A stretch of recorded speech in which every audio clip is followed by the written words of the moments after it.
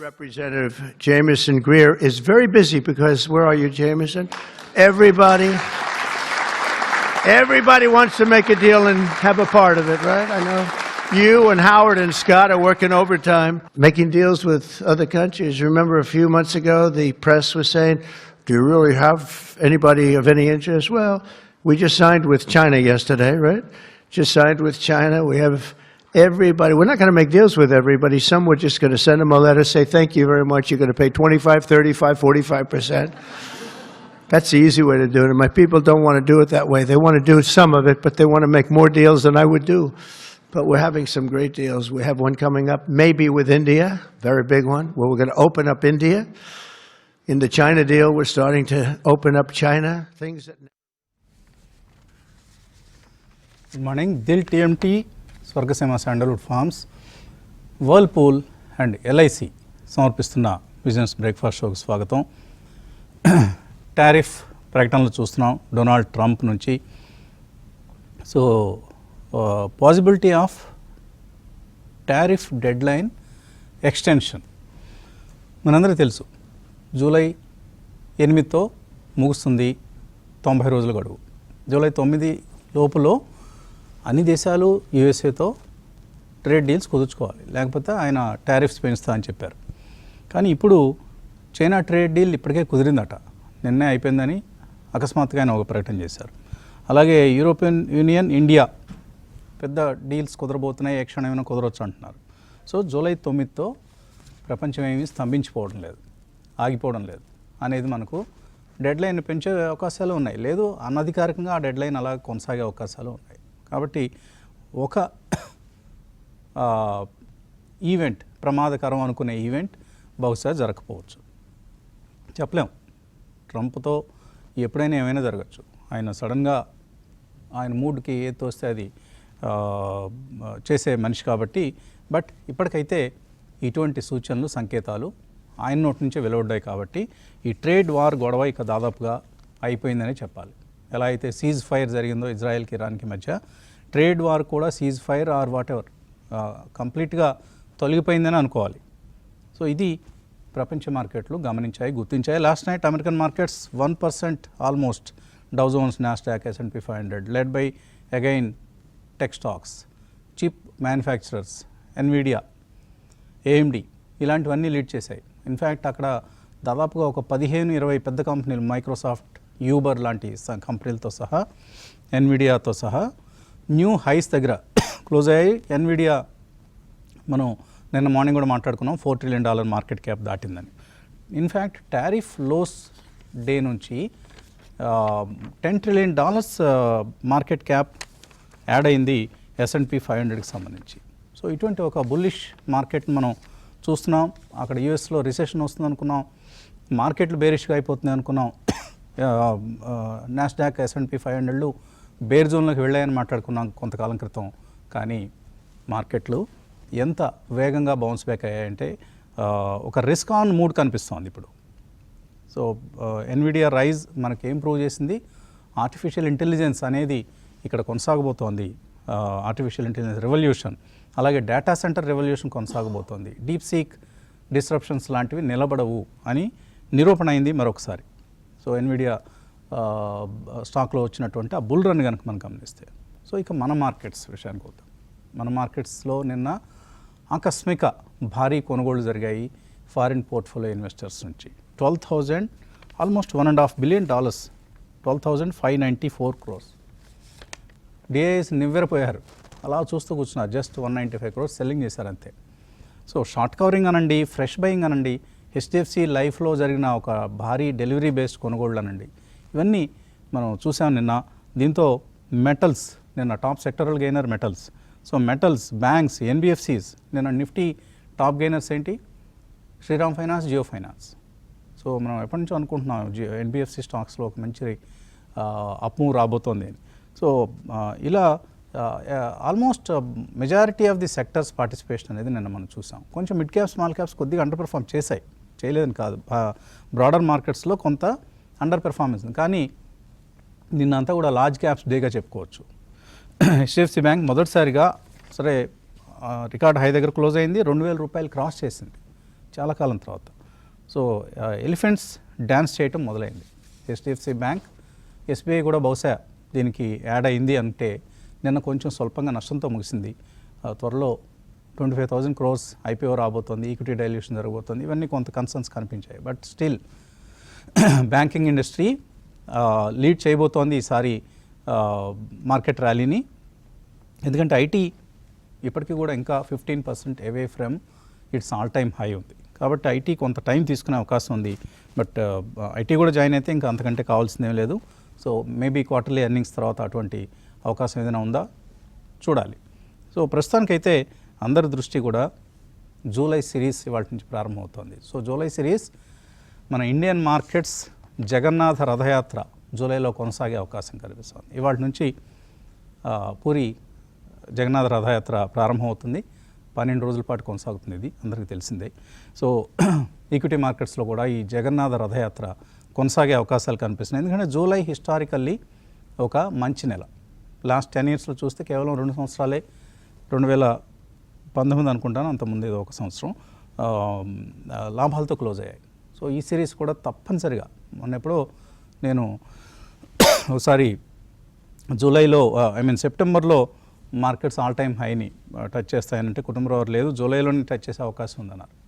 So డెఫినెట్గా కనిపిస్తుంది జూలైలో మనం ఆల్ టైమ్ హై క్రాస్ చేసే అవకాశాలు 80 to 90% ఉన్నాయి. మేబీ ఎప్పుడైనా ఏదైనా అనుకోని జరిగితే మనం చెప్పలేము. ఆగస్టుకో సెప్టెంబర్కో అయితే పోస్ట్పోన్ కావచ్చు. అంతే, సెప్టెంబర్లోగా మాత్రం will cross that 26,272 or whatever all time high and 27,000 దిశగా వెళ్ళబోతోంది మార్కెట్.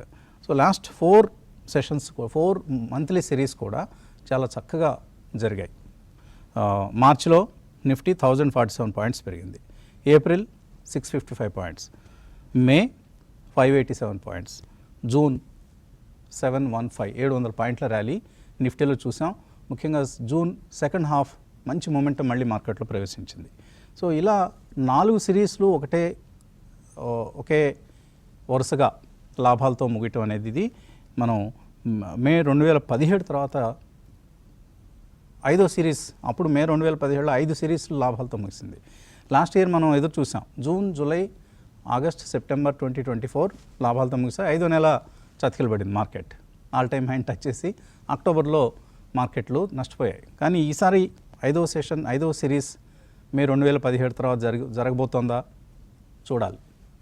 జరిగే అవకాశాలు అయితే 90% కనిపిస్తున్నాయి. ఎందుకంటే మాన్సూన్ ప్రోగ్రెస్ వార్తలు వస్తూ ఉంటాయి. ఎఫ్ఐఐ ఫ్లోస్ నిన్నటి భారీ అంకె గమనిస్తే 12,500 కోట్లు ఎఫ్ఐఐ ఫ్లోస్ మొదలయ్యాయా అనే ఒక ఆశ కలిగిస్తున్నాయి. టారిఫ్ న్యూస్ అలా ఎనీవే, ఇందాక మనం ట్రంప్ గారి ప్రకటన చూసాం, జూలై 9కి డెడ్ లైన్ తూచ్, అసలు అది పెద్ద శాంక్టిటీ లేదు దానికి అన్నట్లుగా ఆయన మాట్లాడటం చూసాం. కాబట్టి ఎర్నింగ్స్ బాగుండి టారిఫ్ న్యూస్ ఫేడ్ అవుట్ అయిపోయి ఎఫ్ఐఐ ఫ్లోస్ చక్కగా కుదురుకుంటే July series will create records in so many ways. ఒక జస్ట్ నిఫ్టీ, సెన్సెక్స్ అనే కాదు, సెక్టరల్ గెయినర్స్ని మనం చూడబోతాం. కొత్త సెక్టర్స్ పిక్చర్లోకి వచ్చే అవకాశం ఉంది. బ్యాంక్ నిఫ్టీ ఆల్ టైమ్ హైస్కి ఇంకా సరికొత్త రికార్డ్స్ క్రియేట్ చేసే అవకాశం ఉంది. మేబీ ఐటీలో కూడా ఒక అవుట్ పర్ఫార్మెన్స్ వస్తుందా, ఇవన్నీ ఆశలు, అంచనాలు, ఆశలు. ఇవి కొన్ని నిజం కావచ్చు, కొన్ని కాకపోవచ్చు. సడన్గా ఏదో ఒక గ్లోబల్ డెవలప్మెంట్ జరిగితే మనం ఏం చెప్పలేం. సో ఆ ఒక్క రిస్క్ని పక్కన పెట్టేస్తే మార్కెట్లో మరొకటి ఐపీఓస్ సందడి కొనసాగుతోంది. ఇప్పుడు నిన్న ముగిసిన కొన్ని ఐపీఓలను కనుక మనం చూస్తే ఒక చిన్న ఈపీసీ కంపెనీ, దట్ ఐపీఓ ఈ subscribed to the extent of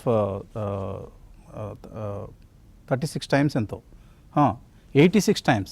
globe Civil Projects IPO 86 times subscribe అయింది. Ellenbarrie Industrial Gases IPO 22 times subscribe అయింది.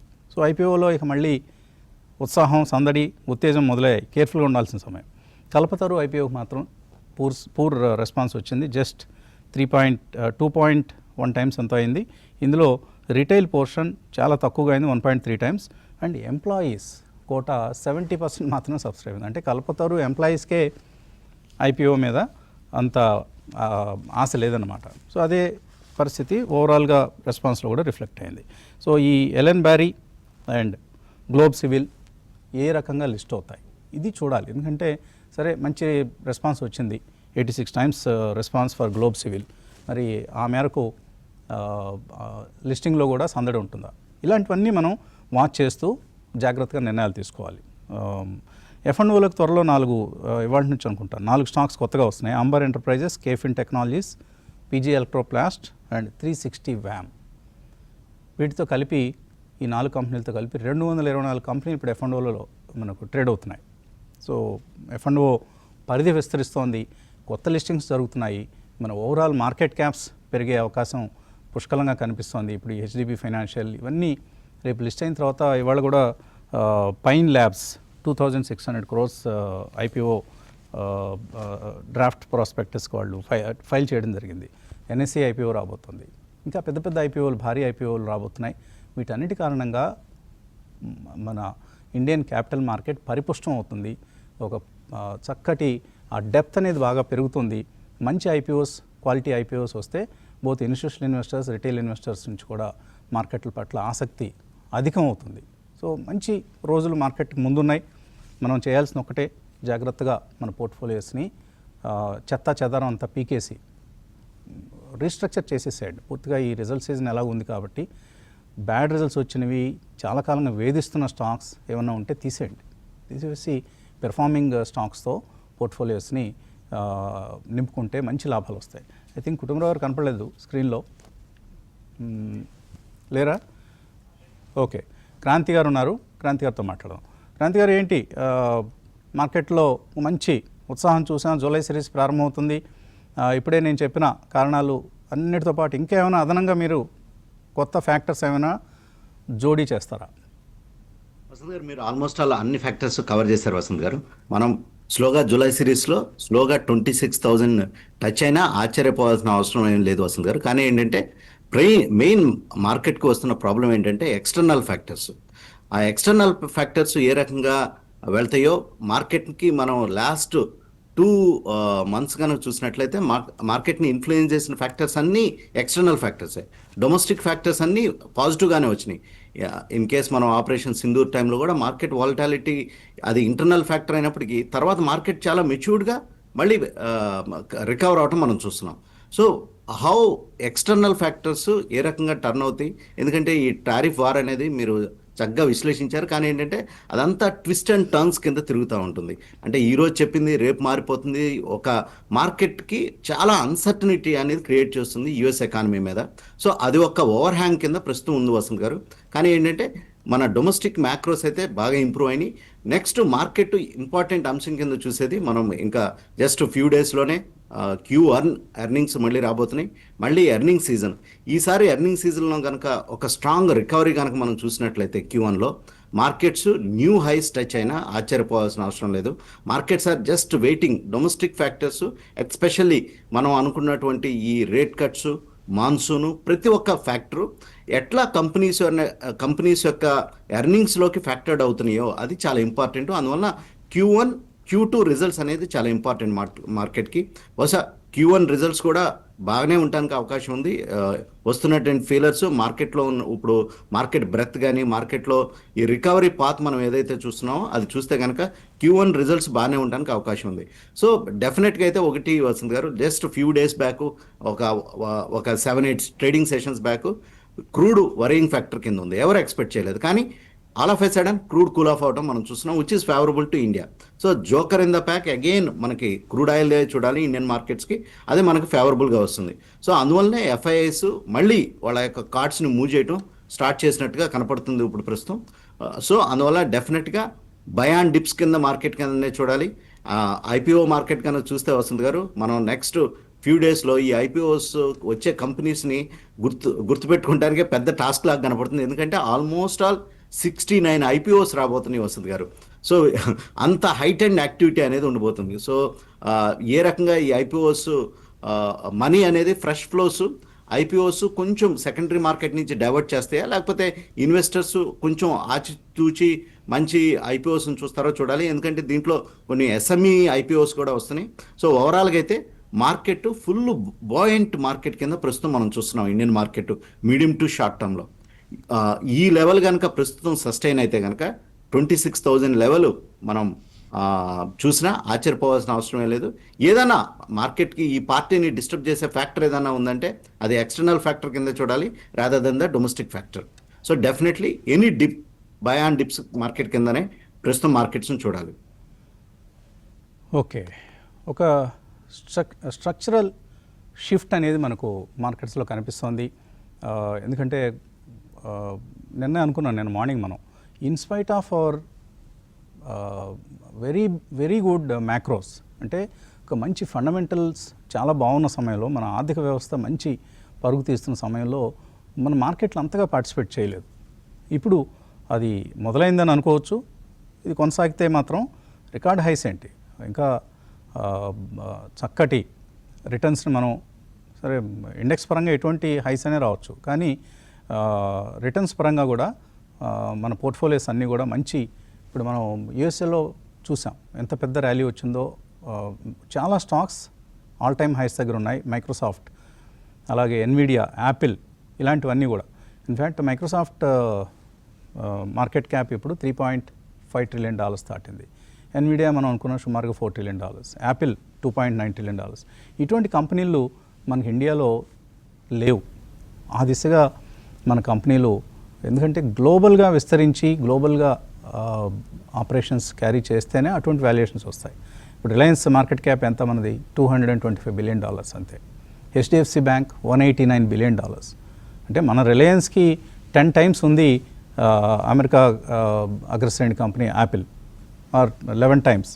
అలాగే మన హెచ్డిఎఫ్సి బ్యాంక్కి ఆల్మోస్ట్ 20 టైమ్స్ ఉన్నాయి ఎన్విడియా లాంటి కంపెనీస్. మన TCS market cap just $145 billion. So ఇంకా మన కంపెనీల పరిధి పెరగాలి, టైం పడుతుంది. మేబీ ఎవరు చెప్పగలం, నెక్స్ట్ 10, 15, 20 ఇయర్స్లో అటువంటి స్కేల్ని మనం సాధించే అవకాశాలు ఉన్నాయి. కాబట్టి let us participate in this equities boom. Break తీస్తున్నాం. బ్రేక్ తర్వాత రామకృష్ణతో మాట్లాడు. Dil TMT, Swargaseema Sandalwood Farms, Whirlpool and LIC సమర్పిస్తున్న బిజినెస్ బ్రేక్ఫాస్ట్ షోకు పునఃస్వాగతం. మనతో రాజేష్ పాల్వియా కూడా జాయిన్ అవుతున్నారు. Good morning Rajesh ji. Yesterday your call was once again a super duper hit, 25,300 call. Most of the calls for that matter, in fact, from 20 rupees to, we have seen the premiums going up to 200, 250 rupees. Even the 25,300 call, July, 3rd July call was also, yesterday the closing price was around 250 rupees, right? No. So July 25,300 call, now trading at 314. 314. We recommended it around 180 to 160 zone. Excellent. Now it's trading at 314. So we don't have much time. I think you have to join some other channel shortly. Yeah. So please let us know how to trade today, especially in the options market. So good morning everyone. Thanks for your kind words. So market has shown very strong rally and short covering was clearly there. And looking at the breakout on Nifty as well as on the Bank Nifty at all-time high level. So I think momentum is likely to continue as rollover activity is also in line with the last 3 months, 6 month rollover data. So I think looking at the data, long built up is there in most of the stocks. So Nifty, one can remain on the long side of trade till Nifty not breaks below 25,300 on Nifty spot. One should remain on the long side of trade only. So again, to play option 25,600 call option for 3rd July, which is closed at around 133 rupees. So try to buy this call option in range of 133 to 120. On the downside, 85 should be your stop loss, and target we are projecting around 220 to 240 for this call option. We are expecting Nifty really can extend further towards 25,700 to 25,800 if it's not break below 25,300. So that's the stop loss to play this upward momentum for the Nifty. For Bank Nifty again, the momentum is on the bullish side. Upside target we are projecting at 57,600 to 57,800. Our stop loss now for Bank Nifty spot is placed at 56,900. So till these levels are intact, I think trend is likely to exhibit on the bullish side. So both indices at this juncture are looking bullish. Sectors where we are focusing is automobile. From that space, you can focus on Bajaj Auto for this series. Bajaj Auto is looking very promising. Titan is looking very strong. Cup and handle pattern breakout is there. So 3800 to 3900 would be the target. For Bajaj Auto, we are projecting target of 8800 to 9000 for Bajaj Auto. Again, Grasim is also looking promising. Strong rollover breakout is there. So Grasim can extend its gain. 3000 would be the next target for Grasim. From IT space, Infosys and Birlasoft is on our radar. From metal space, Hindalco and Hindustan Zinc. These two stocks can be focused based on the rollover data and the technical structure. Okay, these are some of the individual trading ideas. And any from today, the July series is beginning day. So, any monthly call options that you can give in the monthly option space? Again, Call or monthly put? call option. Yeah. Yes, so you can focus on 25,800 call option for monthly series. So that would be the area, because that would be the outer range for at this moment based on the data. So 25,800 call option can be looked at on the monthly series, which is trading at around 284 rupees for 31st July call option.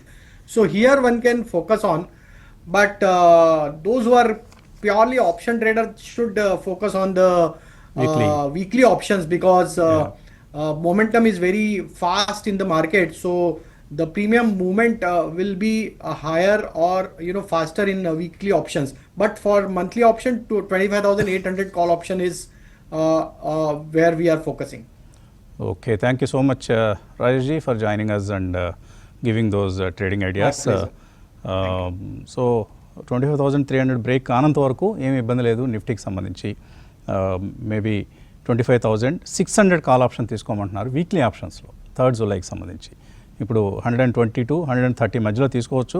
85 rupees stop లాస్తో target 220 to 240 rupees. అలాగే monthly call option కూడా ఒకటి ఇచ్చారు monthly series సంబంధించి 25,800 call option 31st జూలైతో expire అయ్యే contract ఇది. So ఇది కూడా ఇప్పుడు అరౌండ్ 284 రూపీస్ దగ్గర దొరుకుతుందట. ఓకే, రామకృష్ణ గారు, మీరు కూడా series June series almost second half అంతా చెప్పారు. షార్ట్స్ ఎట్టి పరిస్థితుల్లో తీసుకోవద్దు, ఓన్లీ లాంగ్సే తీసుకోండి అని చక్కగా వర్కౌట్ అయింది. ఏంటి ఇవాళ ఇంటర్డే కోసం ఎటువంటి అడ్వైజ్ ఇస్తారు? గుడ్ మార్నింగ్ అండి. ఈరోజు ఇంట్రాడేకి కూడా నిఫ్టీ సూచిస్తున్నట్టు లాంగ్ అటెంప్టే ట్రై చేయాలండి. సో ఇండికేటర్స్ అలాగే నిఫ్టీ సెటప్ ఇదంతా కూడా చక్కగా బాక్స్ లోంచి బయటకు వచ్చేసింది నిఫ్టీ.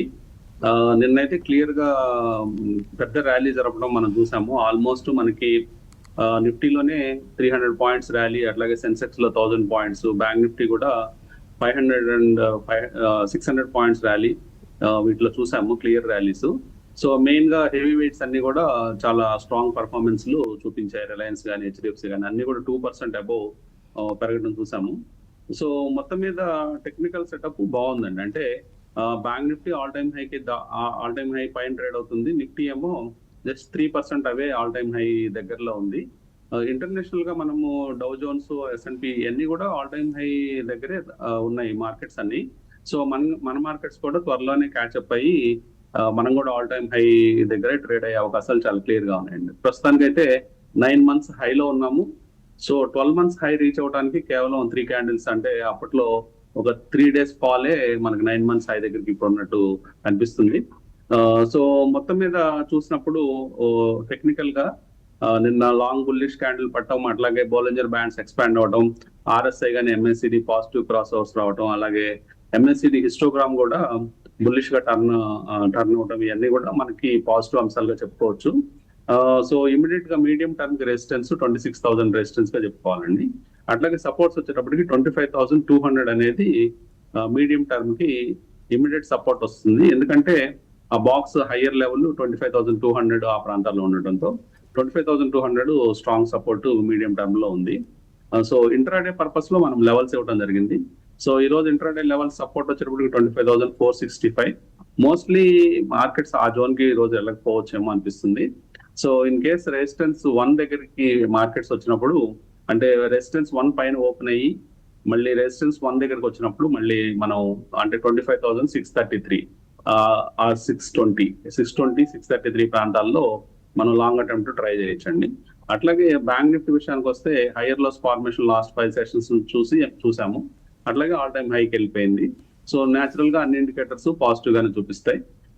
తర్వాత ఓపెన్ ఇంట్రెస్ట్ పరంగా చూస్తే బ్యాంక్ నిఫ్టీలో 59,000 కాల్ హైయెస్ట్ రేటింగ్ అనిపిస్తుంది. అంటే చాలా కొంచెం దూరంగా వెళ్ళిపోయింది, 4% అవే వెళ్ళిపోయింది. అలాగే పుట్ సైడ్ రైటింగ్ చూస్తే 57,000 దగ్గర పుట్ రైటింగ్ హైయెస్ట్ ఉంది. అంటే ఇమీడియట్ గా సపోర్ట్స్ అయితే 57,000 దగ్గర సపోర్ట్స్ కనిపిస్తున్నాయి షార్ట్ టర్మ్ లో. అట్లాగే నిఫ్టీలో చూస్తే 26,500 దగ్గర హైయెస్ట్ రైటింగ్ అనిపిస్తుంది కాల్ సైడ్. అట్లాగే పుట్ సైడ్ చూస్తే 25,500 రైటింగ్ ఎక్కువ ఉంది. సో మొత్తం మీద అంతా స్ట్రాంగ్ పర్ఫార్మెన్స్ మన ఇండిసెస్ లో రాబోయే సెషన్ లో కూడా చూసే అవకాశం ఉంది. విక్స్ కూడా బాగా ఫాల్ అయిందండి. అంటే 2.87% నిన్న కూడా ఫాల్ అవడంతో 12.59 దగ్గర విక్స్ ఉండటం చూస్తున్నాము. సో కంఫర్టబుల్ గా విక్స్ ఉంది, ర్యాలీకి చాలా అవకాశం కనిపిస్తుంది. అలాగే ఎఫ్ఐ సపోర్ట్ కూడా నిన్న వచ్చింది బిగ్ వాల్యూలో, అంటే 12,000 అబోవ్ క్రోర్స్ వాళ్ళు కొనడం జరిగింది. ఫ్రెష్ డే కాబట్టి సెటిల్మెంట్ ఫ్రెష్ డే కాబట్టి బ్యాన్ లిస్ట్ లో ఏమీ లేవు అని చెప్పుకోవచ్చు. ఓకే, సో నిన్న మెటల్ ఇండెక్స్ మనకు గోల్డెన్ క్రాస్ ఓవర్ని సాధించింది. అంటే 50-day moving average 200-day moving యావరేజ్ని overtake చేయటాన్ని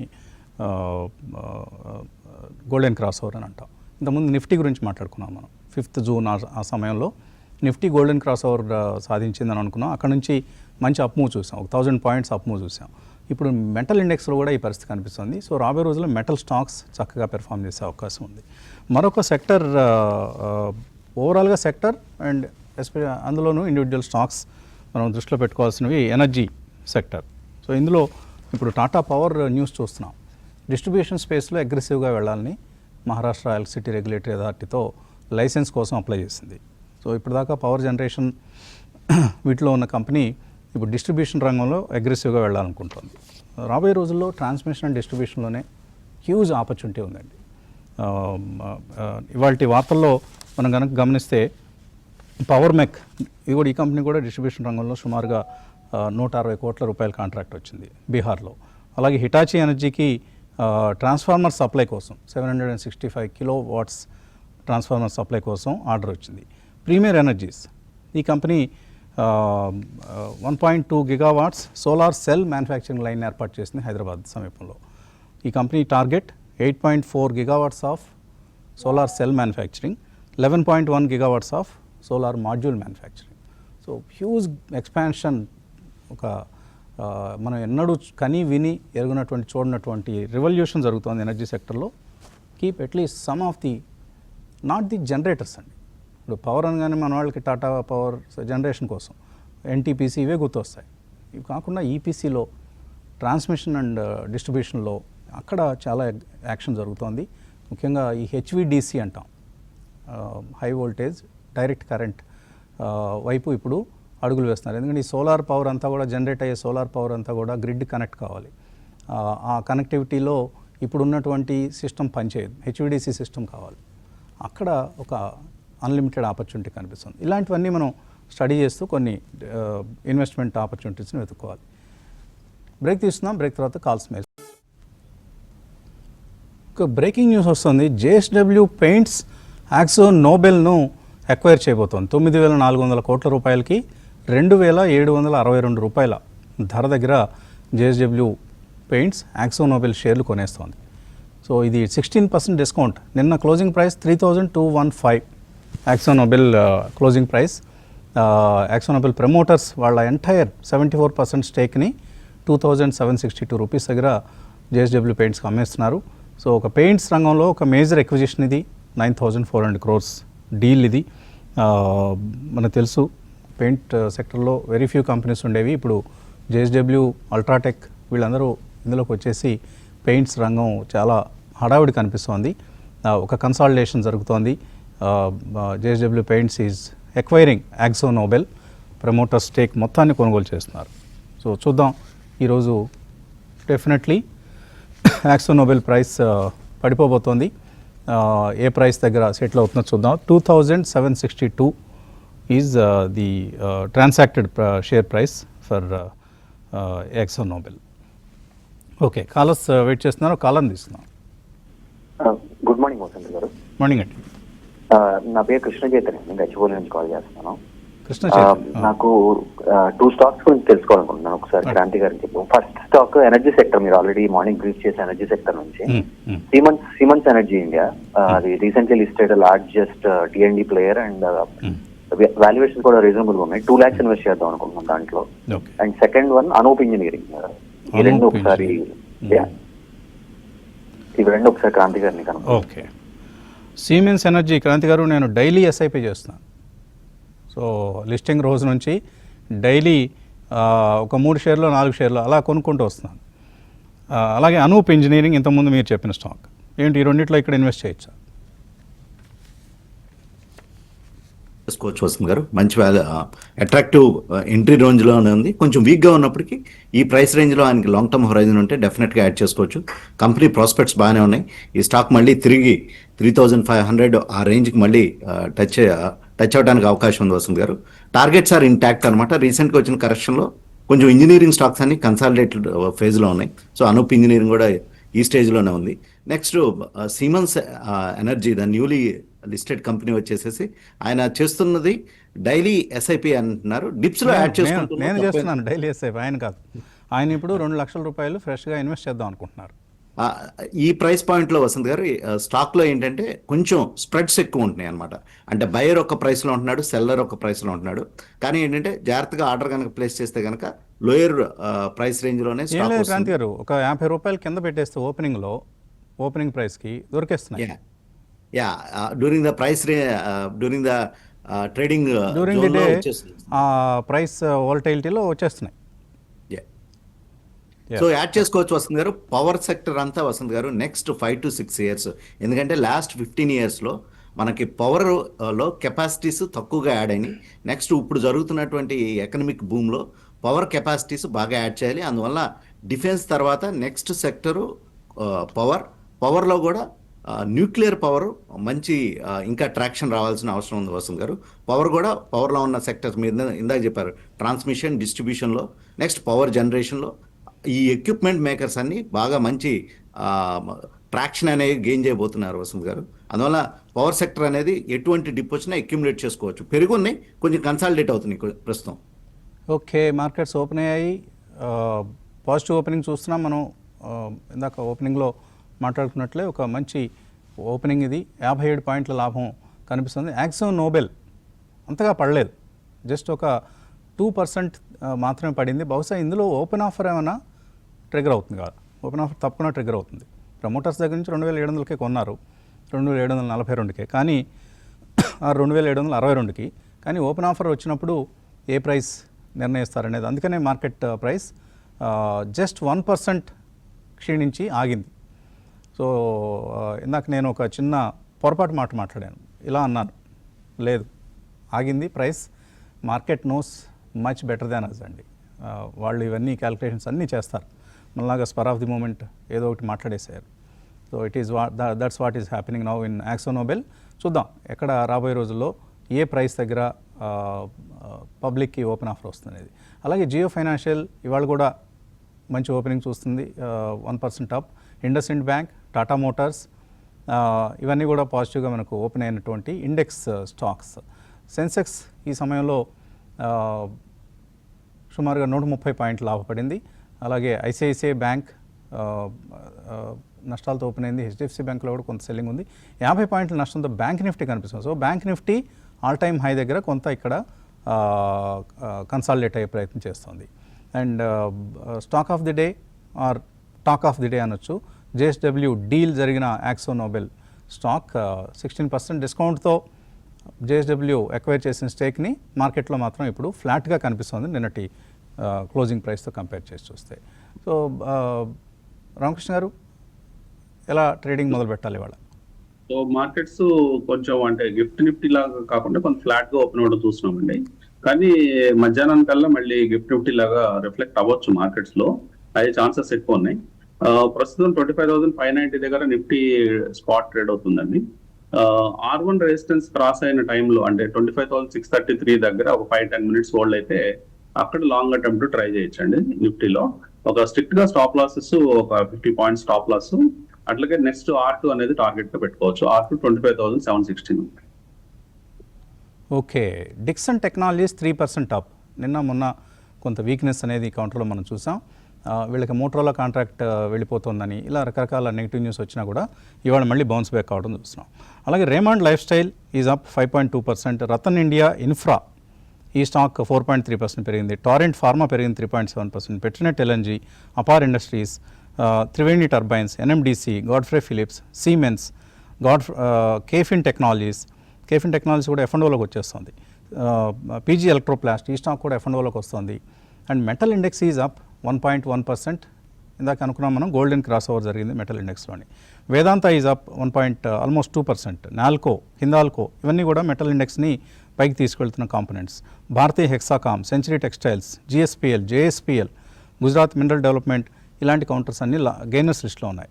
నష్టపోయినవి Alkyl Amines, Brain Bees Solutions, JK Cements, Welspun India, ఏవి Small Finance, HDFC Bank, Oberoi Realty, Cipla, Minda Industries, Muthoot finance, news and software, Britannia ఇలాంటి కౌంటర్స్లో కొంత selling కనిపిస్తుంది. పిఎస్యూ బ్యాంక్స్ రిలేటివ్లీ బెటర్గా ఉన్నాయి ప్రైవేట్ బ్యాంక్స్తో కంపేర్ చేస్తే. Like Bank of Baroda is up 1.5%. Okay, mails తీసుకుందాం. హర్షవర్ధన్ అడుగుతున్నారు, CG Power and Anantraj. CG Power 724లో 50 షేర్లు ఉన్నాయి. అనంతరాజ్ 566, ఆల్మోస్ట్ అదే ప్రైస్ దగ్గర ఉంది ఇప్పుడు. ఈ రెండు ఫండమెంటలీ మంచివేనా? కరెంట్ మార్కెట్ ప్రైస్లో ఏమైనా యావరేజ్ చేసుకోవచ్చు? క్రాంతి గారు, సిజీ పవర్ ఫండమెంటల్స్ గురించి ఆయన వరి అవ్వాల్సిన అవసరం ఏం లేదు Vasant garu. These are all both stocks are good stocks. CG power అయితే కొంచెం రీసెంట్గా ఈ ఏదైతే మనం సెమీ కండక్టర్ థీమ్ ఏదైతే అనుకున్నామో అది కొంచెం ఒక కన్సాలిడేషన్ ఫేజ్లో ఉంది. అందువల్ల స్టాక్ కూడా కన్సాలిడేట్ అవుతుంది. Long term fundamentals are intact. Any dip both the స్టాక్స్ని యాడ్ చేసుకోవచ్చు. ఈవెన్ అనంతరాజ్ కూడా రీసెంట్ హైస్కి వెళ్ళి మళ్ళీ కన్సాలిడేట్ అవుతుంది. స్టాక్ 520 నుంచి ఇప్పుడు 550 రేంజ్లో ఉంది. ఈ డేటా సెంటర్ స్టోరీ కూడా వసంత్ గారు ఏదైతే మీరు ఇందాక చెప్పారో, ఎన్విడియా రీసెంట్గా స్టాక్ కరెక్ట్ అయిన తర్వాత ఇండియాలో ఈ థీమ్ డేటా సెంటర్ కానీ ఈ థీమ్ అనేది ఇంకా రికవర్ అవ్వలేదు. సో ఒకసారి ఈ థీమ్ కనుక మళ్ళీ రిజ్యూమ్ అయితే కనుక డెఫినెట్గా అనంతరాజు కూడా పార్టిసిపేట్ చేస్తుంది వసంత్ గారు. హోల్డ్ చేయమని చెప్తాను. అనంతరాజు మళ్ళీ ఇట్స్ ప్రీవియస్ హైస్ రావడానికి కూడా అవకాశాలు క్లియర్గా ఉన్నాయి. తప్పకుండా వస్తుంది, కొంచెం పేషెన్స్ కావాలి. అండ్ ఈ డేటా సెంటర్ థీమ్ అనేది మళ్ళీ ఒకసారి లైమ్లైట్లోకి వస్తుంది. ఆ టైంలో అనంతరాజ్ న్యూ హైస్ టచ్ చేసే అవకాశం ఉంది. పివి శ్రీకాంత్ అడుగుతున్నారు, టీవీఎస్ హోల్డింగ్స్ కరెంట్ ప్రైస్లో కొనుక్కోవచ్చా? 2 లక్షల రూపాయలు ఇన్వెస్ట్ చేద్దాం అనుకుంటున్నారు. మంచి కంపెనీ అండి fundamentally. Auto ancillary company, holdings అని ఉంది కదా అని హోల్డింగ్ కంపెనీ అనుకోవద్దు. జస్ట్ కొద్దిగా చిన్న ఫైనాన్షియల్ సర్వీసెస్ ఉన్నప్పటికీ కూడా ఇందులో majorly auto ancillary, auto components తయారు చేసే కంపెనీ ఇది. రామకృష్ణ గారు, టీవీఎస్ హోల్డింగ్స్ ఎక్కడ, ఏ ప్రైస్ దగ్గర ఎంటర్ కావచ్చు?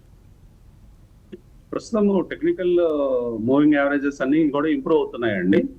సో గోల్డెన్ క్రాస్ కూడా జరిగే అవకాశాలు ఉన్నాయి వెరీ షార్ట్ టర్మ్ లో. ప్రస్తుతము 50 మూవింగ్ యావరేజ్ ఫాస్ట్ గా రైజ్ అవుతూ ఉంది. 200 డేస్ మూవింగ్ యావరేజ్ పైన ప్రైస్ ఉంది. ప్రస్తుతం కొద్ది మొత్తంలో యాడ్ చేసుకోవచ్చు అండి. నెక్స్ట్ వచ్చేటప్పటికి ఈ స్టాక్ 11,800 900 క్రాస్ అయ్యే టైంలో మళ్ళీ బ్యాలెన్స్ యాడ్ చేసుకోమని చెప్తాను. తాతిరెడ్డి అడుగుతున్నారు, హబ్ టౌన్ ఈ కంపెనీకి షార్ట్ టర్మ్ టార్గెట్ కావాలట. షార్ట్ టర్మ్ అంటే మీరు టెక్నికల్స్ ఫాలో కావాలి. రామకృష్ణ గారు, హబ్ టౌన్ టెక్నికల్ ఎలా ఉంది? టెక్నికల్ గా వాల్యూమ్స్ ఇంప్రూవ్ అయ్యాయండి. రీసెంట్ టైంలో మనం చూస్తే జూన్ నుంచి వాల్యూమ్స్ బాగా ఇంప్రూవ్ అవుతున్నాయి. స్టాక్ కూడా 242 దగ్గర ఇప్పుడు ప్రస్తుతం ట్రేడ్ అవుతుంది. మెయిన్ గా న్యూస్ బేస్డ్ కంపెనీ అండి. ఏదన్నా రియల్ ఎస్టేట్ అన్లాక్ అయితే, వాల్యూస్ అన్లాక్ అయితే షార్ప్ గా పెరిగే స్టాక్ ఇది. కానీ షార్ట్ టర్మ్ టార్గెట్స్ అవన్నీ మనం చెప్పడం కష్టం అండి ఈ స్టాక్స్ లో. సో కొంచెము ఆపరేటర్ యాక్టివిటీ కూడా ఉండొచ్చు ఇలాంటి స్టాక్స్ లో. కాబట్టి కేర్ఫుల్ గా ఉండాలి. స్ట్రిక్ట్ స్టాప్ లాస్ తో అయితే బై చేసి నిన్నటి లో ఏదైతే ఉందో ఆ లోలో స్టాప్ లాస్ పెట్టుకోవాలంటే అప్రాక్సిమేట్ గా 222 దగ్గర స్టాప్ లాస్ పెట్టుకొని లాంగ్ అటెంప్ట్ ట్రై చేయొచ్చు. ఓకే, ఓరియంటల్ కార్బన్ కెమికల్స్ ఈ స్టాక్ 260 రూపాయల్లో కొన్నారట. అంజన్ రెడ్డి, ఓసీసీఎల్ కొన్నారు 260 రూపాయల్లో. ప్రతిరోజు తగ్గుతోంది, ఏమిటి కారణం, ఏం చేయాలి? 260లో కొన్నారా మీరు? ఇప్పుడు ఎంత ఉంది? 119 ఉంది. సో ఈ సల్ఫర్ మ్యానుఫ్యాక్చరీ కంపెనీ క్రాంతి గారు ఏమైనా ట్రాక్ చేస్తున్నారా OCCL? రీసెంట్గా లాస్ట్ వీక్ ఏదైతే మనం రేర్ ఎర్త్ మినరల్స్ గురించి స్టోరీ నడిచిందో వసంత్ గారు, అప్పుడు 2 days అప్పర్ సర్క్యూట్ 20% బాగా రైజ్ అయింది వసంత్ గారు. నెక్స్ట్ ఆ తర్వాత ఈ స్టోరీ అంతా మళ్ళీ కొంచెం స్లో డౌన్ అవుతుంటో స్టాక్ కూడా ఒక కన్సాలిడేషన్ ఫేజ్లో ఉంది వసంత్ గారు. బహుశా ఆయన అప్పర్ సర్క్యూట్లో కొంచెం స్పెక్యులేటివ్గా వెళ్ళి ఉంటారు. స్ట్రిక్ట్ స్టాప్ లాస్ పెట్టుకుని హోల్డ్ చేయమని చెప్తాను వసంత్ గారు. ఓకే, స్టాప్ లాస్తో హోల్డ్ చేయండి. మరొక మెయిల్ తీసుకుందాం. ఇండియన్ హోటల్స్ గురించి అడుగుతున్నారు. 783 రూపాయలు కొన్నారు, MVK రాజు. ఇది హోల్డ్ చేయొచ్చా, ఎగ్జిట్ కావచ్చా? ఇది దీనిలోంచి ఎగ్జిట్ అయ్యి సుజలాన్ కొంటారట, Suzlon or Bharat Forge. Indian Hotels exit కావచ్చా? ఇండియన్ హోటల్స్ వసంత్ గారు లాంగ్ టర్మ్గా మంచి performing stock, next market leader కూడా. సో ఈ స్టాక్ నుంచి మళ్ళీ స్విట్జర్లాండ్ కంటే అసలు దానికి కంపారిజన్ అనేది లేదు వసంత్ గారు. స్విట్జర్లాండ్ ఈజ్ మళ్ళీ again is a wind energy alternative power. Hotel మంచి పెర్ఫార్మింగ్ స్టాక్ అనమాట. So it's not a good idea Vasant garu. కావాలంటే స్విట్జర్లాండ్లోకి ఫ్రెష్ మనీ తీసుకెళ్ళమని చెప్తాను. తాజ్ హోటల్స్, ఇండియన్ హోటల్స్ అంటే Taj group of hotels. So అటువంటి ఒక స్ట్రాంగ్ బ్రాండ్ ఉన్న కంపెనీ నుంచి మీరు ఇప్పుడిప్పుడే కష్టాల నుంచి బయటపడుతున్న కంపెనీలోకి వెళ్తా అంటున్నారు. మీకు ఆ రిస్క్ టేకింగ్ ఉంది అని అనుకుంటే అటువంటి పనులు చేయాలి. లేదంటే ఇండియన్ హోటల్సే కంటిన్యూ చేయండి. ఓకే, మార్కెట్స్ పాజిటివ్గా ట్రేడ్ అవుతున్నాయి. కొంత బ్యాంక్ నిఫ్టీ అండర్ పెర్ఫార్మ్ చేస్తున్న సమయం ఇది ఇవాల్టి weekend breakfast show. Thank you Kranti garu, Ramakrishna garu. Thanks for watching.